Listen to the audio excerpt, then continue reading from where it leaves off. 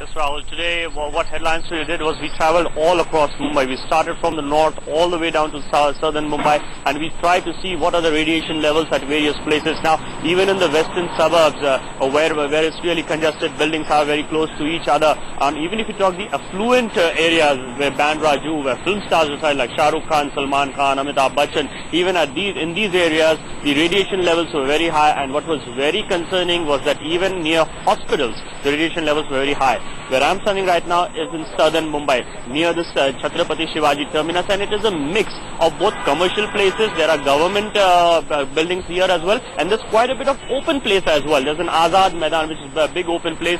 When you talk about government buildings, the BMC headquarters are here, and the CST, as you know, millions travel through that particular building alone. But in this area, what we have with us, we have Vishal from Cogent. Now, what he has done, Vishal, you're already up with the meter, you're up and ready. Now, tell our viewers what you see and what does that mean? What do the numbers that are reflecting there mean to you? So the readings which I'm recording here, it is touching above 800 milliwatts per square meter.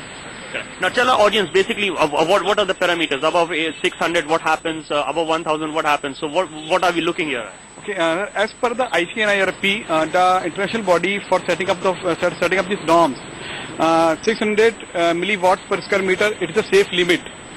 Okay, so from 0 to 600 milliwatts, it is safe. 600 to 1000, it is on the borderline. Above 1000, it is unsafe. And suppose if it is greater than 4000, then it is an extreme anomaly.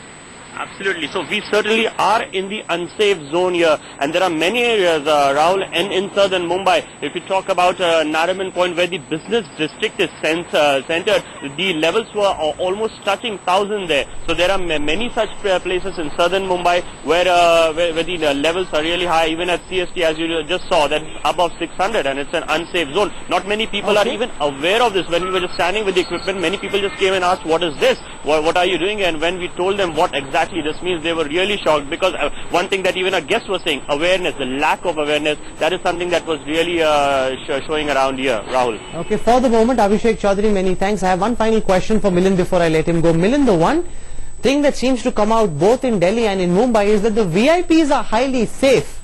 You know, whether it is Sonia Gandhi, Sheila Dikshit, the Mantralaya, the Chief Minister's residence in Mumbai, they're very safe. Now, it's not as if they've kept themselves safe and they're putting others at risk. The fact is they've got more open space next to where they are, because they're in Lutyens, Delhi. So while MPs are safe, our VIPs are safe, our Chief Ministers are safe, it's the ordinary Mumbaikar who seems to be suffering. So there's more at stake over here for the ordinary Mumbaikar than there is for our VIPs. They seem to be perfectly radiation safe. Rahul, that's, sorry to say, but that's again slightly sensationalizing this debate. I don't think anybody is safe, to be very honest. Why one particular area where the Chief Minister resides is safer than where the public commute by train every day? As I said, I'm not a scientist, I don't know the details of this research, but I can assure you that nobody in this country, nobody in this world who is subject to electromagnetic radiation, who is subject to specific absorption rates from mobile phones, is safe. And I think each one of us has a collective responsibility to deal with this problem, to tackle it, to find solutions. I think today is a very important step that Headlines Today has taken. But I can assure you that you've done it in Mumbai, in one of the most congested parts of this country, the most densely populated parts of this country. Even if you go to sparsely populated areas in this country, I can assure you that there will be many cases of people like Mr. Dastur who are faceless and voiceless.